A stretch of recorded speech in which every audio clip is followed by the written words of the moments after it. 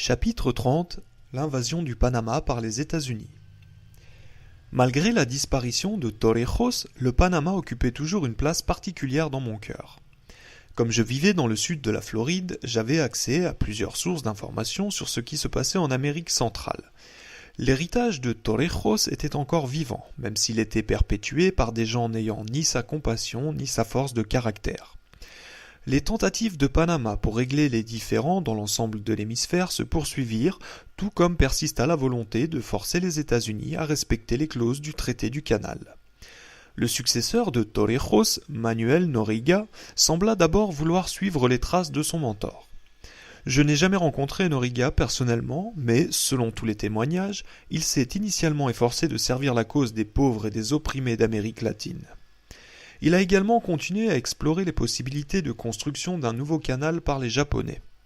Il rencontra évidemment beaucoup de résistance de la part de Washington et de compagnies privées américaines. Comme il l'écrivit lui-même.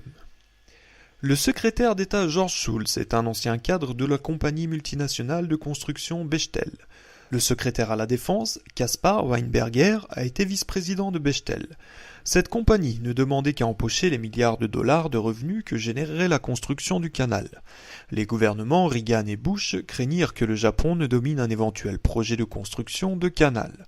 Non seulement leur préoccupation quant à la sécurité était-elle hors de propos, mais il y avait aussi la question de la rivalité commerciale. Les firmes de construction américaines auraient perdu des milliards de dollars.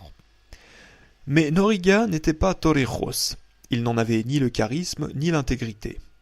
Au fil des ans, il acquit la dangereuse réputation de se livrer à la corruption et au commerce de la drogue, et fut même soupçonné d'avoir organisé l'assassinat d'un rival politique, Hugo Spadafora. Noriega se fit cette réputation alors qu'il était colonel de l'unité G2 des forces de défense panaméennes, le groupe militaire de renseignement qui assurait la liaison avec la CIA. À ce titre, il développa une étroite relation avec le directeur de la CIA, William J. Casey. La CIA utilisa cette filière pour s'immiscer davantage dans les Caraïbes, en Amérique centrale et en Amérique du Sud.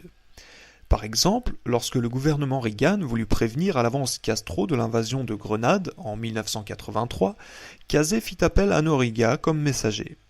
Le colonel aida aussi la CIA à infiltrer les cartels de la drogue colombiens et autres. Dès 1984, Noriega avait été promu au poste de général et commandant en chef des forces de défense panaméennes. On rapporte que Casey, accueilli par le chef local de la CIA à son arrivée à Panama cette année-là, lui demanda « Où est mon homme ? Où est Noriega ?» Lorsque le général visita Washington, les deux hommes se rencontrèrent secrètement à la maison de Casey. Plusieurs années plus tard, Noriega admit que son lien privilégié avec Casey lui donnait alors le sentiment d'être invincible. Il croyait que la CIA était la plus forte ramification du gouvernement américain, tout comme l'unité G2 l'était pour le sien. Il était convaincu que Casey le protégerait malgré sa position au sujet du traité du canal de Panama et des bases militaires américaines établies dans la zone du canal. Alors que Torrijos avait été un symbole international de la lutte pour la justice et l'égalité, Noriega offrait donc l'image de la corruption et de la décadence. Sa notoriété à cet égard fut assurée lorsque, le 12 juin 1986, le New York Times publia en première page un article intitulé « L'homme fort du Panama impliqué dans le trafic de drogue et le blanchiment d'argent ». Écrit par un reporter lauréat du prix Pulitzer, cet article révélait que le général était le partenaire secret et illégal de plusieurs compagnies latino-américaines, qu'il avait espionné Cuba au profit des États-Unis et qu'il avait également fait l'inverse, jouant en quelque sorte un rôle d'agent double, que l'unité G2 sous son commandement avait décapité Hugo Spadafora et qu'il avait dirigé personnellement le plus important trafic de drogue au Panama. Cet article était accompagné d'un portrait peu flatteur du général et il fut suivi d'un autre, le lendemain, qui comportait plus de détails. En plus de tous ces problèmes, Noriega se retrouvait avec un président américain souffrant d'un problème d'image, ce que les médias appelaient le facteur mauviette de George H.W. Bush. Cela devint manifeste quand il refusa obstinément d'accorder une extension de 15 ans à l'école des Amériques. Ses mémoires contiennent un passage intéressant à ce sujet. Malgré toute notre détermination et notre fierté de poursuivre l'œuvre de Torrijos, les États-Unis ne voulaient rien entendre.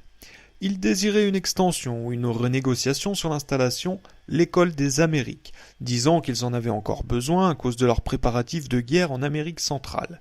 Mais cette école des Amériques nous mettait dans l'embarras. Nous ne voulions pas sur notre sol d'un terrain d'entraînement pour escadrons de la mort et militaires répressifs de droite. Le monde aurait peut-être dû s'y attendre, mais il fut néanmoins stupéfait lorsque, le 20 décembre 1989, les États-Unis attaquèrent le Panama, y lançant la plus grosse attaque aérienne commise sur une ville depuis la Deuxième Guerre mondiale. Cette agression sur une population civile ne répondait à aucune provocation. Le Panama ne constituait une menace ni pour les États-Unis ni pour aucun autre pays. Cette action unilatérale des États-Unis fut dénoncée par des politiciens, des gouvernements et la presse du monde entier comme une violation flagrante de la loi internationale. Si cette opération militaire avait été dirigée contre un pays ayant commis des assassinats massifs ou d'autres crimes contre l'humanité, comme le Chili de Pinochet par exemple, ou le Paraguay de Stroessner, le Nicaragua de Somoza, le Salvador d'Aubuisson ou l'Irak de Saddam Hussein, le monde aurait compris. Mais le Panama n'avait rien fait de ce genre. Il avait simplement osé s'opposer au désir d'une poignée de cadres commerciaux et de politiciens puissants.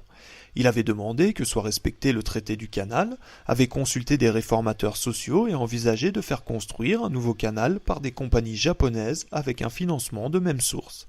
Les conséquences furent dévastatrices, comme l'explique Noriega. Je tiens à le préciser clairement. La campagne de déstabilisation lancée par les États-Unis en 1986 et qui s'est terminée par l'invasion du Panama en 1989 fut le résultat du rejet par les États-Unis de tout scénario comportant le contrôle futur du canal par un Panama indépendant, souverain et soutenu par le Japon. Entre-temps, Schultz et Weinberger, jouant les officiels soucieux de l'intérêt public et profitant de l'ignorance populaire quant aux puissants intérêts économiques qu'ils représentaient, organisaient une campagne de propagande pour m'abattre. La justification officielle fournie par Washington pour cette attaque ne reposait que sur un homme. Noriega était l'unique raison pour laquelle les États-Unis avaient envoyé des jeunes hommes et des jeunes femmes risquer leur vie et perturber leur conscience en tuant des gens innocents, dont un nombre inconnu d'enfants, et en mettant le feu à de larges portions de la ville de Panama.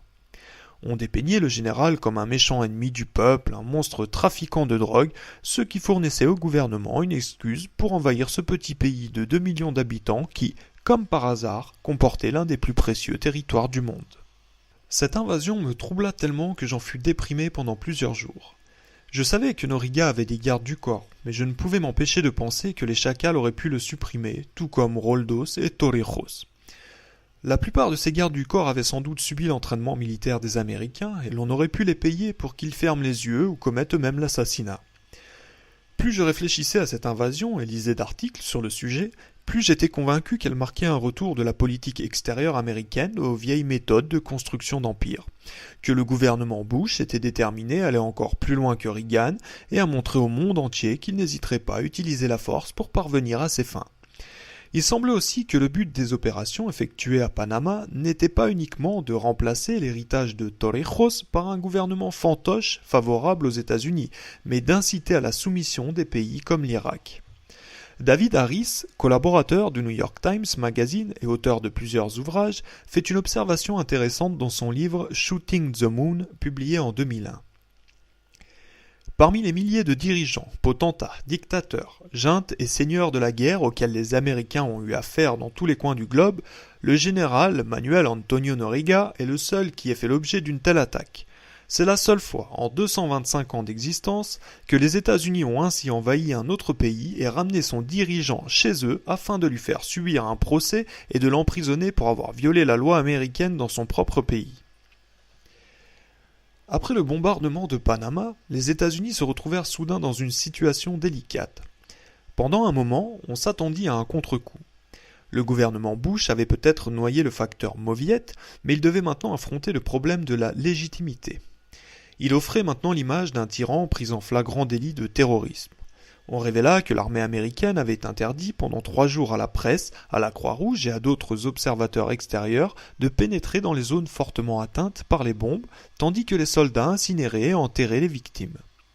La presse demanda combien de preuves de criminalité et d'autres comportements inappropriés avaient été détruites et combien de personnes étaient mortes simplement par manque de soins médicaux, mais ces questions ne reçurent jamais de réponse. Certains détails de l'invasion ne nous seront jamais connus, pas plus que la véritable ampleur du massacre. Le secrétaire à la Défense, Richard Cheney, déclara que le nombre des morts s'élevait à 500 ou 600, mais des groupes humanitaires indépendants affirmèrent qu'il se situait plutôt entre 3000 et 5000 et estimèrent à 25 000 celui des sans-abri. Noriga fut arrêté, emmené par avion à Miami et condamné à 40 ans de prison. Il était alors le seul individu en territoire américain classé officiellement comme prisonnier de guerre. Si le monde fut outré par cette entorse à la loi internationale et par l'inutile destruction d'une population sans défense par la plus puissante force militaire de la planète, peu d'Américains furent conscients de l'outrage ou des crimes commis par Washington, car la couverture médiatique de ces événements fut très limitée. Plusieurs facteurs en furent responsables, dont la politique gouvernementale, des appels téléphoniques de la Maison-Blanche aux éditeurs de journaux et aux cadres de la télévision, le silence de certains membres du Congrès qui n'osèrent pas protester, de crainte que le facteur mauviette ne rejaillisse sur eux, et celui des journalistes qui crurent que le public avait davantage besoin de héros que d'objectivité. Peter Eisner, rédacteur du Newsday et reporter de la presse associée, fit exception. Il avait couvert l'invasion du Panama et il continua à l'analyser pendant plusieurs années. Dans The Memoir of Manuel Noriega, American Prisoner, publié en 1997, Eisner écrit ceci. La mort, la destruction et l'injustice causées au nom de la lutte contre Noriega et les mensonges entourant l'événement menacèrent les principes fondamentaux de la démocratie américaine. On ordonna à des soldats de tuer des gens au Panama et ils le firent en croyant sauver ce pays de l'empire d'un dictateur cruel et dépravé. Quand ce fut fait, les gens de leur pays, les États-Unis, leur emboîtèrent le pas. Après une recherche poussée, dont des interviews avec Noriega dans sa cellule de la prison de Miami, Eisner déclare « Sur les points cruciaux, je ne crois pas que la culpabilité de Noriega ait été prouvée quant au chef d'accusation retenu contre lui. Je ne crois pas que ses actes, comme chef militaire étranger ou chef d'État souverain, justifiaient l'invasion du Panama, ni qu'il représentait une menace pour la sécurité nationale des États-Unis. » Eisner conclut ainsi. Mon analyse de la situation politique et mes reportages au Panama avant, pendant et après l'invasion m'ont conduit à la conclusion que l'invasion du Panama par les États-Unis fut un abominable abus de pouvoir. Cette invasion a servi principalement les fins d'arrogants politiciens américains et de leurs alliés panaméens au prix d'une effusion de sang commise sans scrupule. La famille Arias et l'oligarchie d'avant Torrijos, qui avait servi de marionnettes américaines entre l'arrachement du Panama à la Colombie et l'avènement de Torrijos, furent réinstallées. Le nouveau traité du canal devint sujet à discussion. Essentiellement, Washington contrôlait toujours la voie d'eau, malgré les stipulations des documents officiels. Alors que je réfléchissais à ces événements ainsi qu'à toutes les expériences que j'avais connues en travaillant pour Maine, je me posais sans cesse les mêmes questions. Combien de décisions, y compris celles qui sont d'une grande importance historique, car elles ont des conséquences sur la vie de millions de personnes, sont prises par des hommes et des femmes animés de motifs personnels plutôt que du désir de faire ce qu'il convient? Combien de nos dirigeants gouvernementaux sont mus par la cupidité plutôt que par la loyauté à la nation? Combien de guerres ont lieu parce qu'un président ne veut pas être perçu comme une mauviette par ses compatriotes? Malgré ce que j'avais promis au président de SWEC, ma frustration et mon impuissance devant l'invasion du Panama m'incitèrent à poursuivre l'écriture de mon livre, mais en me concentrant maintenant sur Torrijos. Son histoire pouvait servir à dévoiler plusieurs des injustices qui contaminent notre monde ainsi qu'à me soulager de ma culpabilité. Cette fois, cependant, je décidai de ne pas parler de ce que j'écrivais, au lieu de demander l'avis d'amis et de collègues. En travaillant à ce livre, je fus ahuri par l'ampleur de tout ce que nous, les assassins financiers, avions accompli en tant d'endroits. Je voulus me concentrer sur les quelques pays qui se démarquaient de l'ensemble, mais la liste de ceux où j'avais travaillé et qui se trouvaient maintenant dans une situation pire qu'auparavant était stupéfiante. Je fus également horrifié par l'étendue de mes propres méfaits. J'y avais pourtant déjà beaucoup réfléchi, mais je l'avais fait en demeurant tellement concentré sur mes activités quotidiennes que je n'avais pas vu l'ensemble du tableau. Ainsi, quand je travaillais en Indonésie, je m'interrogeais sur la position de Howard Parker ou sur les propos des jeunes amis de Razi. Au Panama, je fus profondément affecté par les implications de ce que Fidel m'avait fait voir dans les quartiers pauvres, dans la zone du canal et dans la discothèque. En Iran, mes conversations avec Yamin et Doc me troublèrent énormément. Et maintenant, le fait d'écrire ce livre me procurait une vue d'ensemble. Je me rendais compte à quel point il m'avait été facile de ne pas voir tout le tableau et donc de ne pas réaliser la véritable portée de mes actes. Malgré son apparente simplicité, ce genre d'expérience est d'une nature insidieuse. On pourrait la comparer à celle d'un soldat. Au début, il est naïf. Même s'il doute de la moralité de l'acte de tuer des gens, il doit surtout surmonter sa propre peur et s'efforcer de survivre. Après avoir tué un premier ennemi, il est submergé par ses émotions. Il pense à la famille de la victime et éprouve des remords. Mais avec le temps, au fil des batailles, alors qu'il tue de plus en plus de gens, il se durcit. Il devient un soldat professionnel. J'étais devenu un soldat professionnel. Cette admission me permit de mieux comprendre par quel processus on en vient à commettre des crimes et à construire des empires. Je comprenais maintenant pourquoi tant de gens avaient commis des actes atroces. Par exemple, comment de bons Iraniens aimant leur famille avaient pu travailler pour la brutale police secrète du Shah. Comment de bons Allemands avaient pu suivre les ordres de Hitler. Comment de bons Américains ou de bonnes Américaines avaient pu bombarder Panama. En tant qu'assassin financier, je n'ai jamais reçu un sou directement de la NSA ni d'aucune autre agence gouvernementale. Mon salaire était payé par Maine. J'étais un simple particulier à l'emploi d'une compagnie privée. Le comprendre m'aida à mieux saisir le rôle nouveau du cadre commercial comme assassin financier. Une nouvelle catégorie de soldats émergeait sur la scène mondiale et ces gens étaient désensibilisés à leurs propres actions. J'écrivis ceci.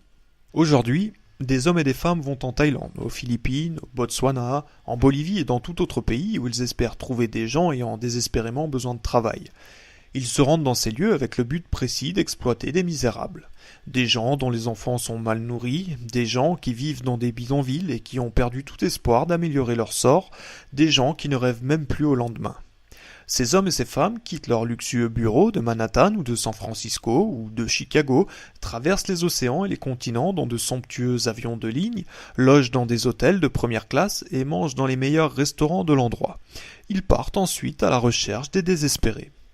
Il y a encore des marchands d'esclaves. Ils n'ont plus besoin toutefois d'aller chercher dans les forêts d'Afrique les meilleurs spécimens qui leur rapporteront le plus aux enchères à Charleston, à Carthagène ou à la Havane. Il leur suffit de recruter des désespérés, de construire une manufacture pour fabriquer des blousons, des jeans, des tennis, des pièces d'automobile, des composantes d'ordinateurs et des milliers d'autres articles qu'ils vendront sur les marchés de leur choix. Ou ils peuvent même, au lieu d'être propriétaires de la manufacture, engager un homme d'affaires local pour qu'il fasse tout le sale boulot à leur place. Ces hommes et ces femmes se croient honnêtes. Ils reviennent chez eux avec des photographies de sites pittoresques ou de ruines antiques qu'ils montrent à leurs enfants. Ils assistent à des séminaires où ils se congratulent et échangent des conseils sur la façon de s'adapter aux coutumes excentriques des pays lointains. Leur patron engage des avocats pour se faire assurer qu'ils ne font rien d'illégal. Ils disposent d'une équipe de psychothérapeutes et d'autres experts en ressources humaines pour se faire convaincre qu'ils ne font qu'aider ces désespérés. L'ancien marchand d'esclaves croyait avoir affaire à une espèce sous-humaine à qui il offrait l'occasion de se faire christianiser. Il croyait aussi que les esclaves étaient essentiels à la survie de sa propre société, qu'ils constituaient la base même de son économie. Le marchand ou la marchande d'esclaves modernes se convainc qu'il vaut mieux, pour les désespérés, gagner $1 par jour plutôt que rien du tout, et qu'ils ont ainsi l'occasion de s'intégrer dans la communauté mondiale. Il ou elle croit aussi que ces désespérés sont essentiels à la survie de sa compagnie, qu'ils constituent la base même de son style de vie. Il ou elle ne songe jamais aux conséquences qu'ont sur le monde ce style de vie et le système économique qui le soutient, ni à leurs effets ultimes sur l'avenir de ses enfants.